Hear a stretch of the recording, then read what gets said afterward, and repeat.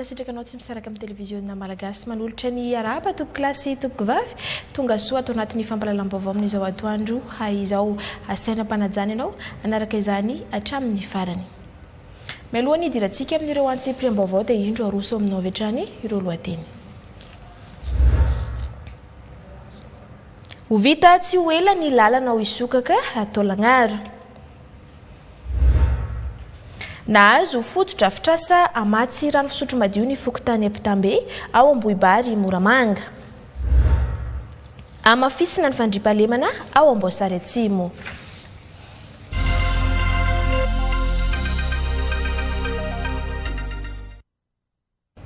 Ho any ivelany avy hatrany isika niboantsika ny vaovao amin'izao atoandro izao araky ny fanentina taminao tato anatin'ny vaovao an-tsary dia notanteraina omaly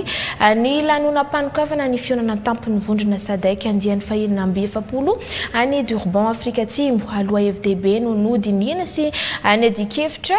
ny fanabeazam-bo ny toe-karena aty amin'ny faritra atsimony Afrika amin'ny alalan'ny fampiroboroboana ny indostria voaresaka ihany koa ny fametrahana tontolo milamina sy mirindra eo amin'ireo firenena mpikambana araka izany dia manamafy indray ny fanohanana ny Madagasikara ny vondrona SADC indrindra amin'ny fanamafisana ny fitantanana demokratika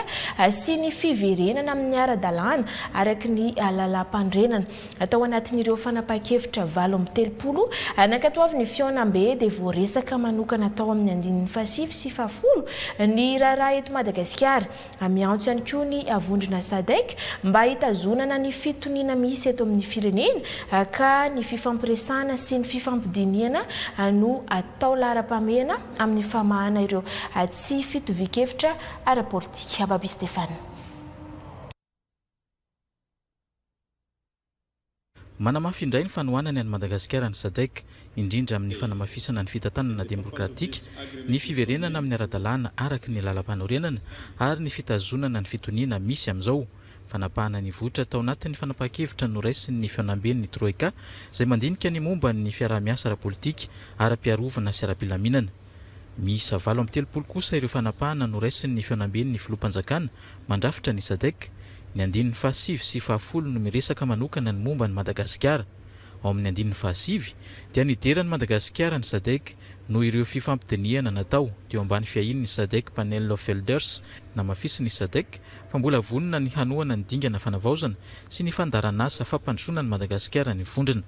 Tafiditra ao anatin'izany ny fanamafisana ny fitantanana demokratika, ny fanohanana ireo andrim-panjakana, ny fanajana ny zololombelona ary ny fandraisana anjara ny olom-pirenena. Nasongadina manokana ihany koa ny mahazava-dehibe ny fiverenana amin'ny ara-dalàna araka ny lalam-panorenana. Ao amin'ny andininy 10 manao antso ny SADC mba hitazonana ny fitoniana misy eto amin'ny firenena amin'izao. Ny fifampiresahana no tokony atao lara-pahamehana hoy ny SADC ho fomba andaminana ireo fitarainana sy tsy fitovian-kevitra ara-politika. Ny firaisankina sy ny fifampidiniana no fototra hiatrehana ireo olana ara-politika sy ara-pilaminana ary antoka ny fitoniana sy ny fampandrosoana maharitra eto amin'ny faritra atsimon'ny Afrika ho hiatrany ny fanambarana. Ho an'ny Madagasikara mazava araka izany ny hafatra avy amin'ny SADC fitoniana, fifampiresahana ary fanajana ny ara-dalàna araka ny lalam-panorenana no tokony hitarika ny dingana politika sy fanavaozana ny Repoblika ny Madagasikara.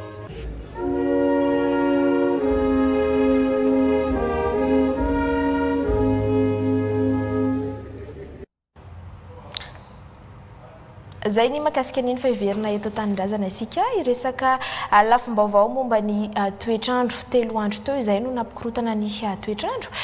tsara ho mariana fa mbola ao anatin'ny vanim-potoana ny ririnina tanteraka isika amin'izao fotoana izao na dia nisy aza ireny rotsakorana nanomboka afaka omaly sy omaly ary mbola nitohy andro any ireny ho any tapany afovoan-tany sy tsy motsinana ny nosy ny alarobia kosa voaisava ny andehan-drahona hoy ny foibe famantarana ny toetrandro araka ity angom-baovao ny nandriana Razavindramaro sy Jackie Rakotomanga ity. Atsimon'ny lakan-drano Mozambika ity no miteraka rotsakorana saika manerana ny nosy nanomboka ny fiandohan'ny herinandro. Manomboka ny alarobia isava tsikelikely ny lanitra. Izy io faritra basse pression zany hoe ambany kokoa ny tsindrin'ny atmosfera aty amin'ny atmosfera ambany ka hatrany amin'ny atmosfera ambony zany dia misy an'io azo lazaina hoe circulation dépressionnaire kely io zany a, dia io no miteraka an'le tangoron-drahona mampisy oranantsika eto Madagasikara. Mahakasika ny Madagasikara ihany amin'ny ty fiandohan'ny herinandro ty. Ny ho an'ny andron'ny rapitso dia mbola iserika ihany ny faritra sasany vao maraina ny afovoantany, ny tolakandro dia mbola anoran'ny tandrifin-drahona mitsitokotoko ny afovoantany voakasik'izay ny ilany andrefany faritra Analamanga. Mbola anatin'ny ririnina tanteraka tsika izao ny raha ny climatologie na hoe ny toetrandro mahazatra dia any amin'ny faran'ny volana septembre anytsika izay hoe tapitra izay ririnina izay. Mafana kokoa raha oharina amin'ny ririnina mahazatra tamin'ity taona 2024 ity ako ny vanim-potoanan'ny El Niño ny zava-misy. Io fiantraikan'ny El Niño io mihitsy no mampisy an'izay fiakarana kely maripana. Ny fitrangana El Niño mafana kokoa ny ranomasina ny amin'ny ranomasin'ny Pasifika. Misy interconnexion zany misy fifandraisany ny atmosfera any sy ny atmosferatsika dia rehefa mafana kokoa zany dia miatraika aty Madagasikara io zavatra io sy ny ranomasimbe indiana amin'ny ankapobeny. Isy fiantraikany amin'ny rotsakorana eto Madagasikara ny El Niño araka ny tomban'ny fiobe famantarana ny toetrandro na ho be na ho vitsy izay rotsakorana izay hita soritra teny amin'ireo faritra marefarakoditra-drasa teto andrenivohitra miangona ny rano. Vaovao izay ihany koa no idirantsika amin'ny lafiny fampandrosoana kely sisa dia ho vita tanteraka ny fanarenana ny lalana ao Isokaka izay nanahirana tamin'ny fifamoivoizana tao an-tampon-tanàna ny Taolagnaro. Fanarenana azo avy tamin'ny fiaramimbonantoka teo amin'ny fanjakana malagasy sy ny orinasa Rio Tinto QMM izy io ka tonga nitsidika ny fizotry izay asa izay tany an-toerana any minisitry ny faritra Anosy, ny misy narena kibony tany izay misana ny faritra Anosy. Sely Adonisa Elizara Zanatahiry. Pamaranana tanteraka ity lalana eto Isokaka ity rehefa nanahirana amin'ny fifamoivoizana eto an-tampon-tanànan'ny Taolagnaro nandritra ny volana maromaro. Raha tsy hivina dia fiarahamonibonantoka teo amin'ny fanjakana malagasy sy ny orinasa Rio Tinto QMM amin'ny alalan'ny Tamberibidy RSE no nahafahana nanao izao fanarenana izao. Fatatsika tsara ny fitondram-panjakana malagasy dia manana part d'action isika na manana petrabola ao anatin'ny orinasa QMM io. Zany hoe ny zavatra ataon'ny orinasa QMM zany dia anisany zavatra ataon'ny fanjakana ihany koa tao anatin'ilay vola 8 millions de dollars nyresahana teo, ilay ataontsika hoe dividende exceptionnel izay nampiasaina nanaovana izao fotodrafitrasa izao. Fitondram-panjakana dia miaino ny fitarenan'ny vahoaka amin'ny alalan'ny solombavam-bahoaka. Nikaikaika atsika teto Faradofay mahakasika an'ity lalana ity dia io izy io efa andalam-pahavitana ary ny fitondram-panjakana koa dia manara-maso ny kalitaon'ny asa rehetrarehetra izay atao izay andanina ny volam-panjakana. Taratry ny fahombiazana amin'ny fanavaozana eto Madagasikara ny fahazoana vokatra aingana sady tsara tahaka izao. Vavolombelo izao zavatra hitantsika izao. Teto tsy azo alena nandritra ny ray taona mijaly tsika vahoaka teto Taolagnaro. Izay mahatonga antsika misaotra ny voa satria tsy tanteraka izao raha tsy izy namme baiko. Miarahaba anareo vahoaka ny Taolagnaro ray manontolo ny tenako. Samiare mba tena hoe irosoko ny programa manaraka hitantsika ny eo amin'ny Koradava izay nitenenina tamin'Andriamatouflo efa manomboka koa izao ny gare routière hanomboka ny Koradava izany ezaka ny Andriamatouflo. Ankoatra ny eto an-tampon-tanànan'ny Taolagnaro dia isan'ny mahazo tombony tamin'izao famatsim-bola avy amin'ny orinasa QMM izao ihany koa ny distriktan'ny Betroka. Ty zany fanampiana marina fa vola tamin'ny QMM izy ity 8 millions de dollars fa nefa kosa faritra raiky zany Betroka Fort Dauphin Ambosary zany dia magnisany nahazo an'izany zany dia hoe sisy fasimahita aminay zany fa hoe mahafaritra ray zany dia nahazo an'izany amin'izany zany district Betroka. Ka anay zany hoe sy mipetraka fotsiny hoe amin'ny volana QMM fotsiny fa ny fanavaozana fa araka ny filosofia tamin'ny fotoana fanavaozana sy ny misy politika zany dia hoe hitohy ny fanamboaran-dalana amin'ny RN13 Fort Dauphin jusqu'à Njobelo. Ka iny koa tadiavina moa zany. Tsy zany marika fampandrosoana ny resaka famboaran-dalana moa zany. Tonga nitsidika ny fizotry ny asa taty an-toerana moa ny minisitry ny Harena Kibonitany Karl Andriamparany no sady minisitra mpiaino faritra Anosy no tronon'ireo manam-pahefana eto an-toerana. raha izay ny taotolagnaro dia notokanana tamin'ny fomba ofisialy kosa ireo foto-drafitrasa maty rano fisotro madio tao amin'ny fokontany Ampitambe commune Ambohibary ao anatin'ny distrikany Moramanga izay azo tamin'ny tantsoraka ara-tsosialy ny orinasa Ambatovy afantatra mofa ao amin'ity fokontany ity no vavahady ho an'ny toeram-pitrandrana ka rariny raha misy sitraka izany tamberina andraikitra izany anjaka sofetraralala Jean-Aimé Randrianjatofo. Tarian-drano avy amin'ny toerana avo amin'ny alavirana 13 kilometatra no mamatsy ireo pompin-drano misy 13 ao amin'ny fokontany Ampitambe anatin'ny commune Ambohibary. Mamatsy ny mponina misy 37 foto-drafitrasa vita avy amin'ny famatsim-bola ny orinasa Ambatovy. Ny taona 2024 dia niaran-dinika ireo vondrom-piarahamonina tao an-toerana sy ny fikambanany teraka Ampitambe izay vavahadin'ny toeram-pitrandrahana Ambatovy ny amin'ny tokony isitrahana izy ireo tamberina andraikitra ka rano fisotro madio lahara-pahamehana. Dia nikatsaka ireo vahoaka ao toerana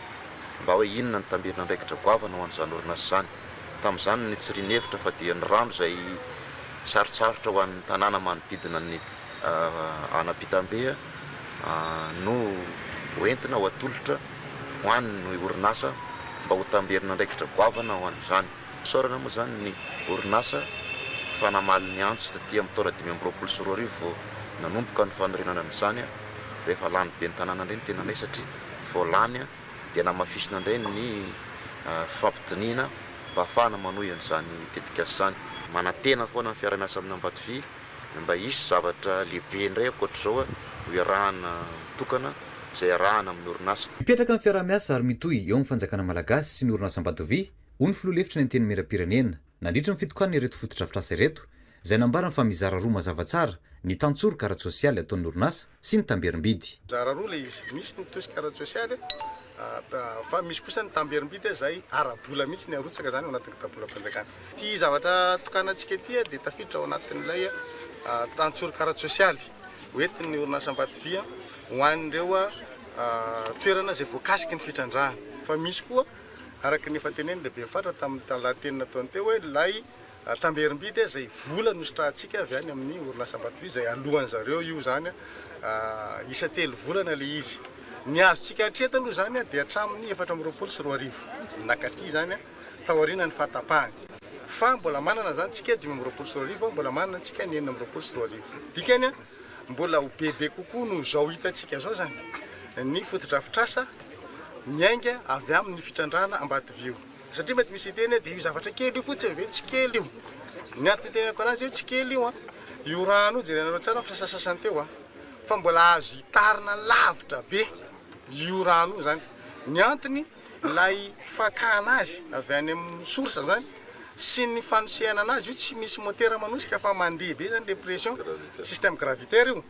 dia mbola manome antsika lalana anitatra bebe kokoa. Nisy olon-tena minisitra Piany tale kabinetra ny ministeran'ny rano, fanadiovana sy fidiovana ka nandritra izao no nitondrany ny afatra amin'ny fikajiana ny foto-drafitrasa izay fantatra fa ahatratra amin'ny 12 taona raha nanao tantsoraka kosa ny Busproof. Fovany olany rano tao Ampitambe Moramanga fa mijaly amin'ny rano fisotro madio kosa ny mponina ao amin'ny fokontany Morafeno commune Antsenavolo any amin'ny distrikany Mananjary any ka sahirana tanteraka ireo mponina any an-toerana satria dia mandeha tongotra any amin'ny 10 kilometatra any ho any vao mahita rano fisotro madio manoloana izany dia tonga tany an-toerana ny solombavambahoaka ny tafa sy ny jery fotony io olana io mba ahafahana mitondra vahaolana mifandraika amin'ny filan'ny mponina any an-toerana rindra Adel Rafael. Rano fisotro madio eto aminay zany tena sisy fa ka rano tatazana eny amin'ny kosy eny sy ara-dalàna ao misy any karazana valana retina dia nisany sady mamparary anay eto mbola sy nazon'ny pompy io ny fokotany rehetrarehetra agny fa mba manana pompy fa zahay eto fokotany Morafeno commune Antsenavolo mbola sy manana pompy mihitsy ka dia mba mangataka aminareo mpitondra fanjakana agny ambony agny. Anisany olana manjady amin'ireo mponina amin'ny fokotany folo atao anivon'ny commune Ambanivohitra Antsenavolo ny toeram-pianarana asiany sy fisihany rano fisotro madio. Sapa sy hita izany tamin'ny fidinany fotony nataon'ny solombavambahoaka Mamiaza Charlot tamin'ny mamangivang toro andiany faharoa izay notanterahina nandritra ny 12 andro. Ny zavatra sapa zany mbola misy taraiky be ny commune ny fokontany agnatin'ny commune Antsenavolo satria raha 40 ny fokontany ato dia ny enina ihany no magnamorona ny arabe irondro Ambodiakatra Ansainavolo Ambatofaritana Ambodivoangy ary Ankazotokana zay enina zay no magnamoron-dalana fa rehefa tena misofoka agnaty fokon-tany ohatra ny tiangamby ianao dia mahita raha ohatra ny teto Amorafeno zao dia tena raha mahita fanirano ireny manahirana eto eritreto hoe rano migirika kely no ifandimbiasan'ny mponina eto dia sy elana sy eo zany ao ambany ao dia mandeha tory ny masaka rano tena mizaly ilay vahoaka eto Amorafeno amin'ny resaka rano rasy dia rasy koa moa ny lakilasy eto mba sy ilazako hoe sy misy lakilasy eto satria labasy tamin'ny UNICEF no hany lakilasy misy eto dia aoka zany sika sy hosondrina magnamorona ny RN 25 fa aty agnatiny aty koa mbola misy fokon-tany folo zay ataoko hoe tena mbola farahidiny ary tena mangisokisoka tanteraka. Handray anjara amin'ny fanamboarana ny sekoly sy ny fanasarana ny loharano fahazakana eto Amorafeno moa ny solombavam-bahoaka Mamiaza Charlot amin'izao fandalovana izao. Alafombavao hafa kosa ho amafisina ny ezaka atao amin'ny ady amin'ny tsy fandriam-pahalemana any amin'ny distrikana Amboasary Atsimo amin'ny alalan'ny fametrahana ny paikady mpilaminana avy amin'ny toromarika nomeny filohan'ny fanavaozana ny Repoblika mba ahafahan'ny vahoaka malagasy miaina amin'ny mpilaminana dia napetraka ihany koa ny dinan'ny faritra Anosy araka izany dia nisy ny fidinana ifotony nataon'ny ministra ny misana ny folo alindasy ny ministra délégué misana ny gendarmerie amin'ny pirenena ary ny ministra ny fahasalamam-bahoaka tany amin'ny distrikana Amboasary Atsimo nanatanteraka ny hiraka avy amin'ny filohan'ny fanavaozana izy ireo anao mafisy ny ministra ny fahasalamam-bahoaka araka izany fa ho atsaraina ny tolotra ara-pahasalamana indrindra ireo fitaovana izay mbola tsy nositrahany vahoaka tany amin'ny distrikana Amboasary Atsimo na Minjoro Tahitsy Jean Baptiste solotenanay any Amboasary Atsimo.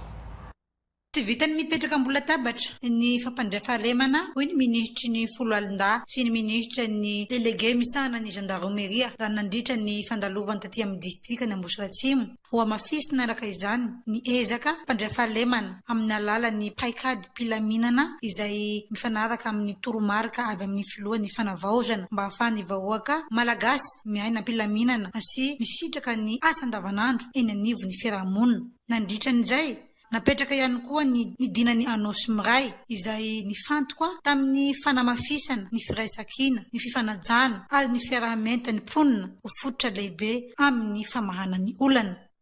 Ny asanay nametrahanay eo amin'ny toerana dia ampisy ny filaminana amin'ny tany sy ny firenena, ampisy ny fandriam-pahalemana amin'ny tany sy ny firenena mba ahafahany vahoaka malagasy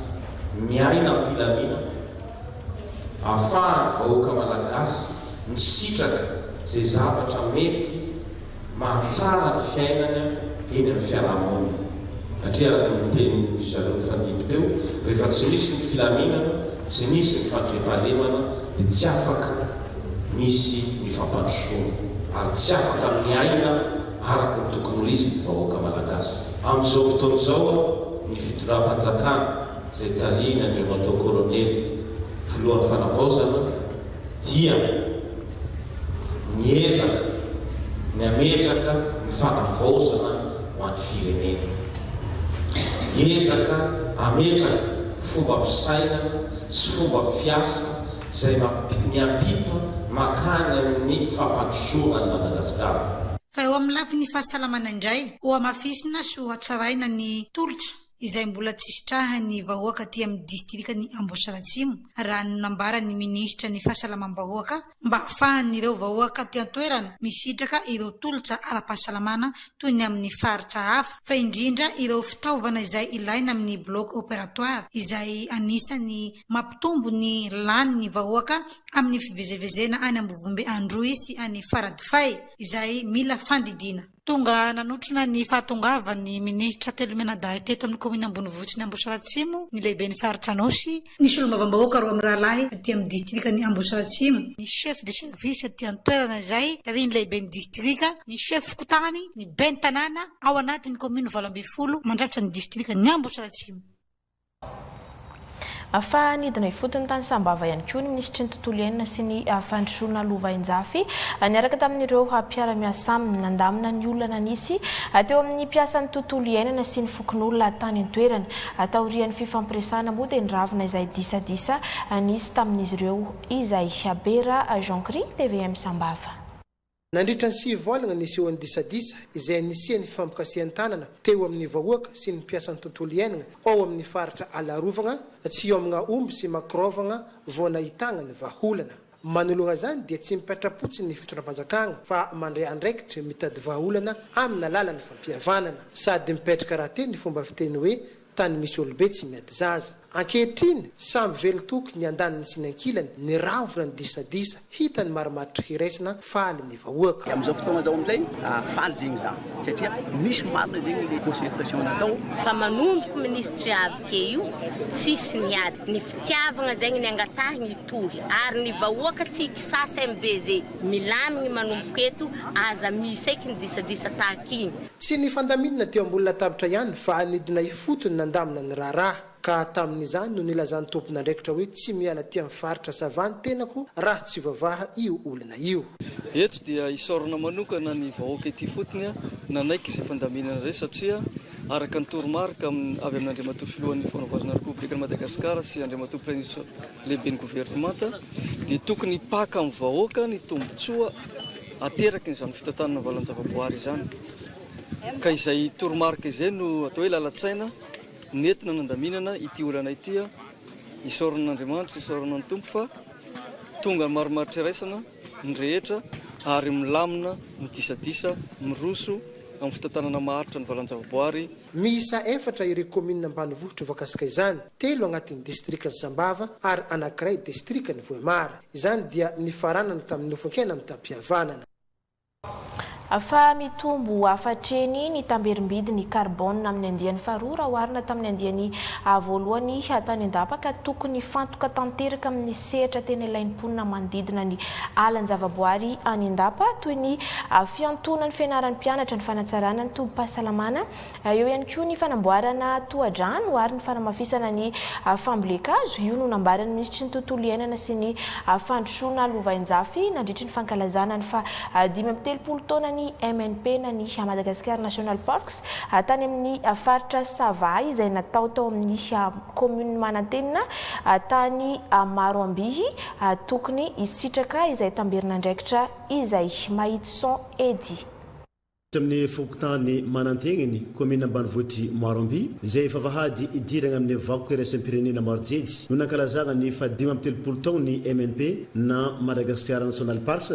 izay mitantana ny alan-javaboary maro jejo sy Anjanahary Be Sud. Tonga nanome voninahitra izany ny ministry ny tontolo iainana sy ny fandrosoana Lova-Injafy izay nagnamafy ny mahazava-dehibe ny fiarovana ny tontolo iainana. Isan'ny parka mampiavaka ny Madagasikara ny parka maro jejo ary tombony lehibe ato amin'ny distriktany Andapa indrindra ao amin'ny commune manodidina maromaro manana io parka io ka maniry mangataka mba hiarovana azy satria io no miteraka vola ho an'ny vahoaka manodidina eto. Maro ny faritra tsy misitraka n'izany vidina carbone zany. No amafisy ministra ihany koa fa tsy hijano amin'ny fiarovana ny ala ihany ny fampiasana ireo volany crédit carbone ireo fa ifantoko amin'ireo sehatra tena ilain'ny mponina. Fanirina mba ho gratuit fidiran'ny zaza mianatra. Miantoka ny frais de scolarité ny zaza mianatra ho jerentsika ny kit scolaire raha mbola tratra. Zay aloha ny voalohany. Ny faharoa fanatsarana ny CSB2 na ny CSB1. Ny fahatelo ny fanamboarana reny barazy madinika afahantsika mamboly vary mba tsy ao anaty ala atsika no hanimba foana. Ny fahaefatra farany dia ny famerenantsika ny aty ala anaovantsika reboisement. Izay no asa lehibe ny angatan'ny ministera amintsika rehetra na commune io na mpitantan'ny valan-javaboary izay misitraka ny vola tamberim-bidiny carbone. Nitolorana 16 isa ireo commune 10 izay magnodidina ny faritra rovana maro jejo izay nao tamin'ny ampambola amin'ny fitsidiana io pahadika io. 3 menada kosa no salorana maroboninahitra izay nahavita be tamin'ny fiarovana ny tontolo iainana. fa efa ho azon-dry zareo ao manana ravaratra tsy ho ela ihany koa ny famatsim-bola ny siady raha efa nisitraka fampitaovana maro vokatry ny fisiany tetikasa Red Plus avy amin'ny fond carbone ny commune ambanivohitra Antananarivo any amin'ny district ny manana ravaratra ka tonga nanatitra izany tany an-toerana ireo solotena mpanjakana notarino solombavam-bahoaka voafidy atao manana ravaratra Hugo Simon Andrena Solo Jimmy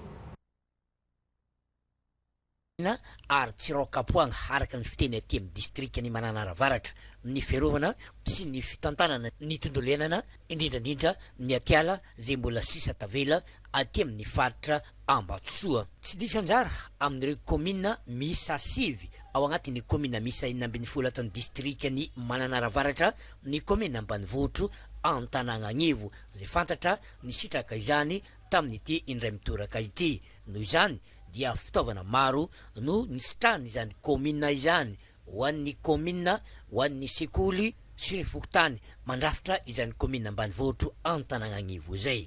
atsika zay mpifokon'olo agnatin'ny commune Rale Antananarivo mba hiaro ny tontolo iainana zay amin'ny faritra misy atsika satria raha atsika mahita moa ny raha resaka ny couche d'ozone regny setroko aboakany na ny usine matanjaka regny miteraka vokadratsiny eto amin'ny tany sy ny firenena ary zegny mahatonga atsika agnatin'ny commune Rale Antananarivo miaro hatrany 100 ny atiala ary zegny moa mahatonga atsika magnentana atsika jiaby magnodidigny mba hatsy hanimba ny atiala mba hazahoantsika famatsiam-bola avy amin'ny alalan'ny Red Plus io ny mbola famaro ny ala no fantatra fa vahaolana fampianana izany rivotra maloto araka nambara teo raha ny district ny manana ravaratra dia manana tombony tokoa satria mbola manana izany ala voajanahary izay mbola tandrovana amin'izao fotoana izao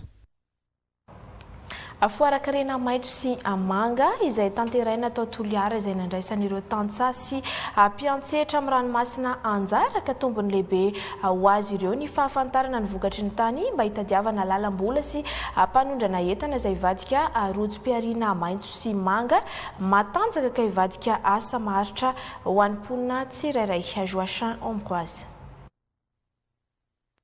tsy afa-misaraka amin'ny fampiroboroboana ny toe-karaina eny fotony ny fisian'ny rano ka ilaina ny mitsinjara izany amin'ny rariny sy ny hitsiny mba tsy hahavery azy sy mba hisitrahany ireo tokony hahazo izany nampahafantarana ireo manam-pahefana sy ireo mpamatsy vola nandritra ny foaran-karaina maitso sy manga izay notanteraina teto Toliara ny mahazava-dehibe ny fandehan'ny rano ao Bamangoky izay antom-pisian'ireo mpamboly sy mpiompy ny rano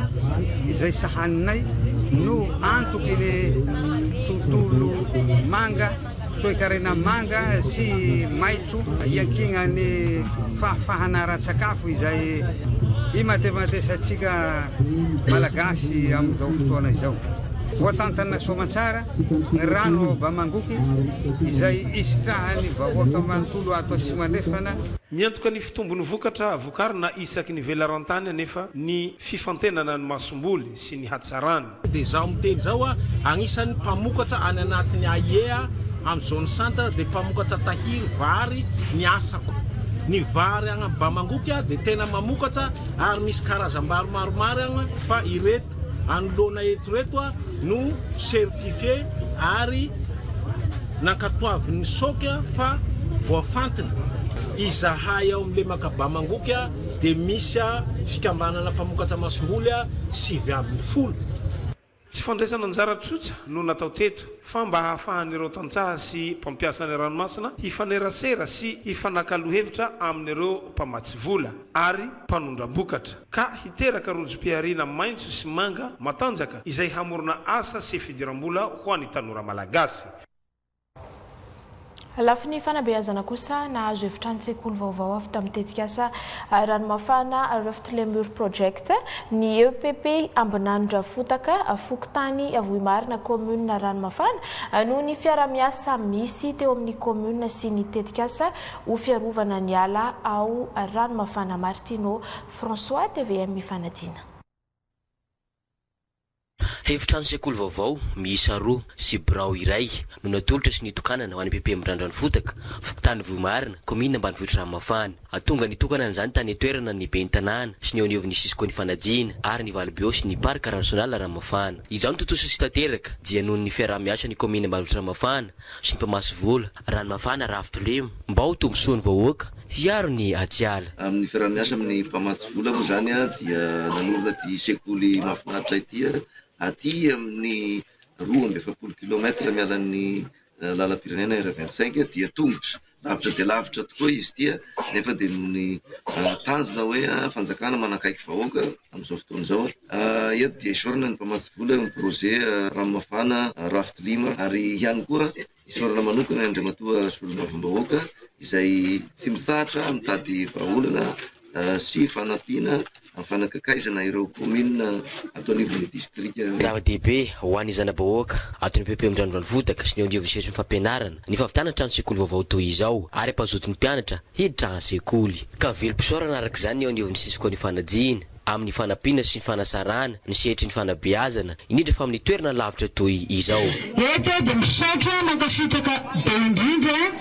any Ranomafana Rafitra manao project nanome an'ity trano sekoly ity ho an'ny zanak'any Mirandran Fotaka. Mankasitraka be fa tsy voavaly ny vitanareo amin'ny zanak'any Mirandran Fotaka vola tsy toko sy foroana navitanan'ity fitiavana lehibe navitanan'ity ankasitrahana lehibe tsy mitratra ianao andriamatoa Bentanana izay angadinanana ny fanentana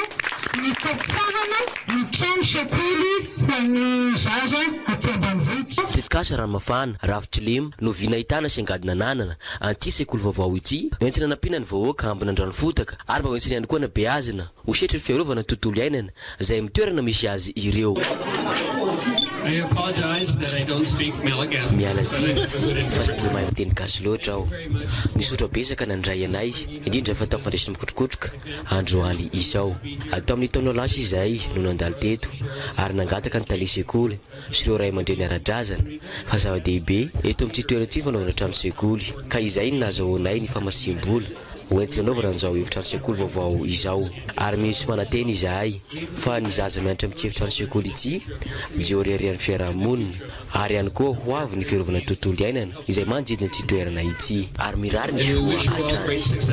2 kilometra mialan'ny lalam-pirenena fa 20 raha ny araveran'ity toerana Mirandran Fotaka ity saingy sy ajin'ny commune nefa izany ka izao nahazo fototra afitrasa vaovao izao.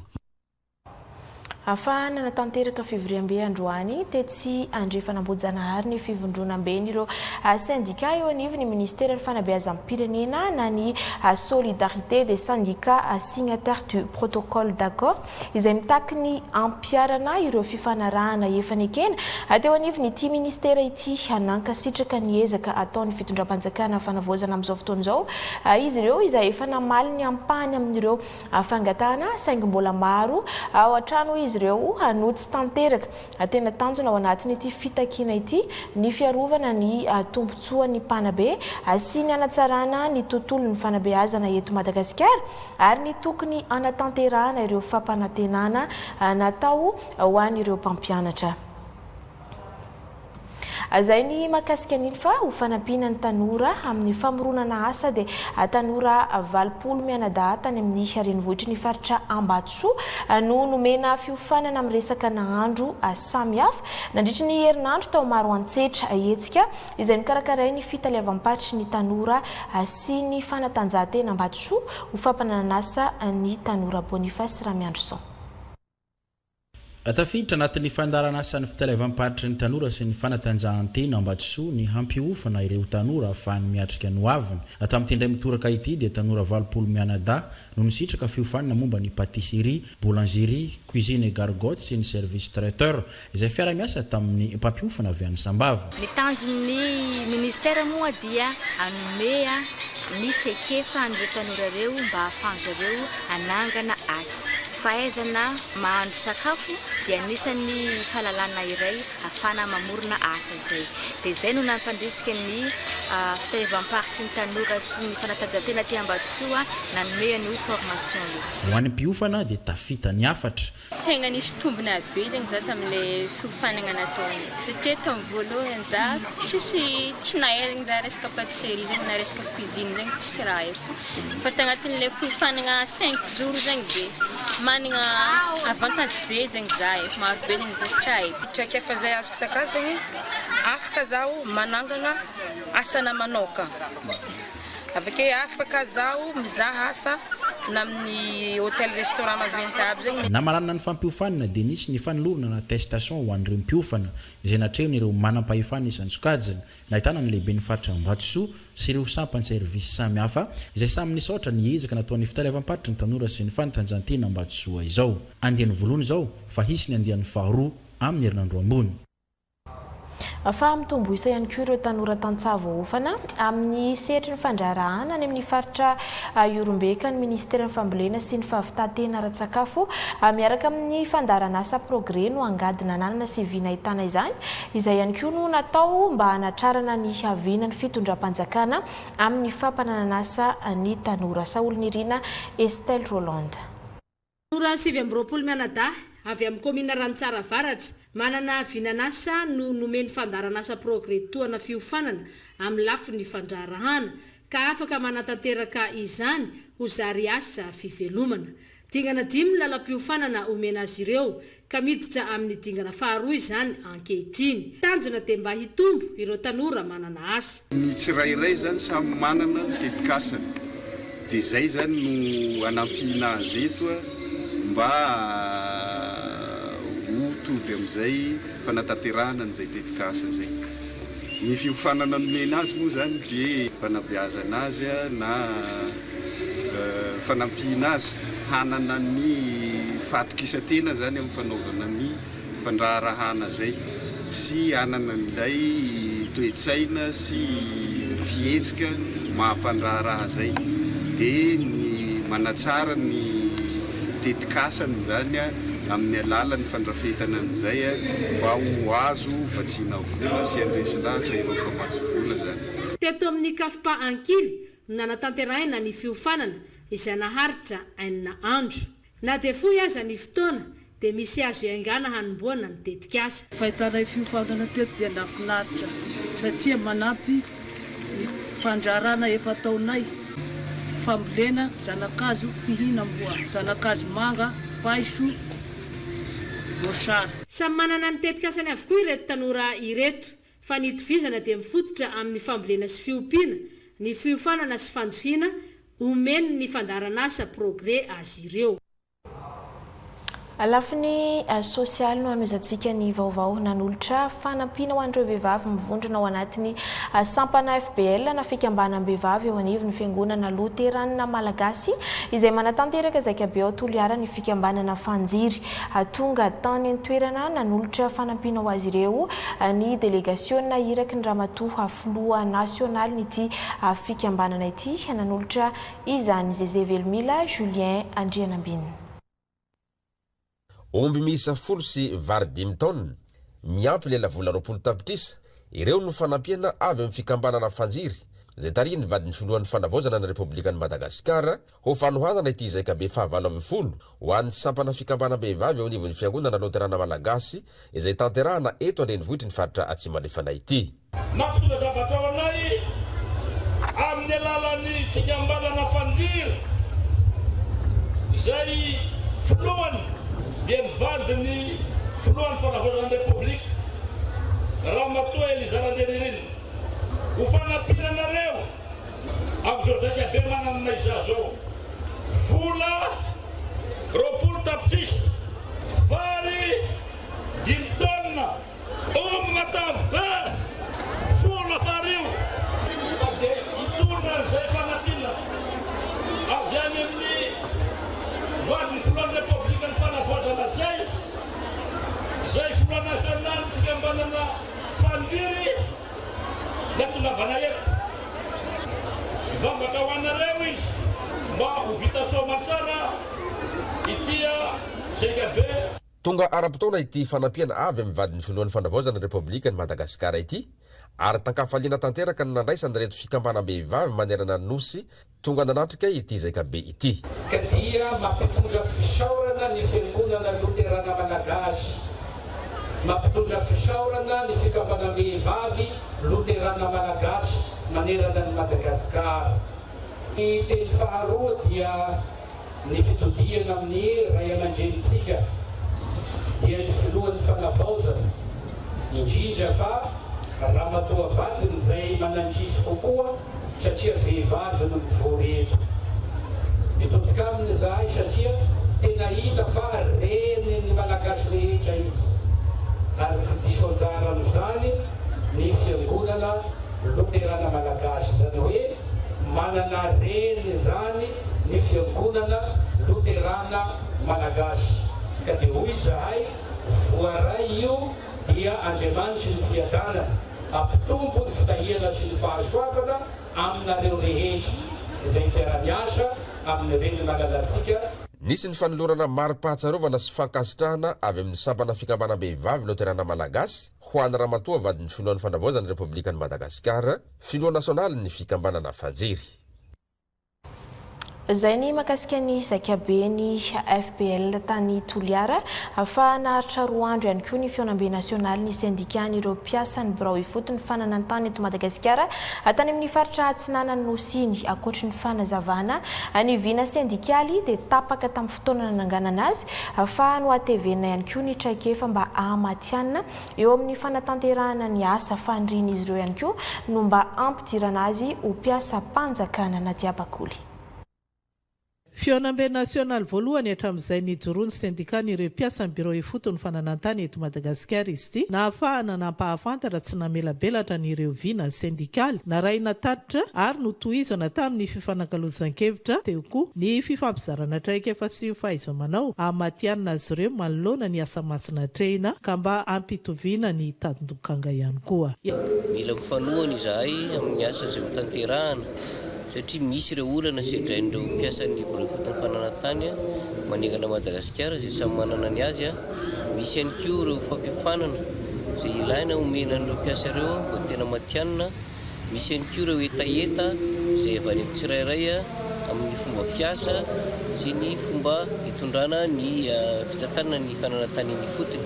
ary ny farany sy ny tena zava-dehibe dia ny adina sy ny angatahana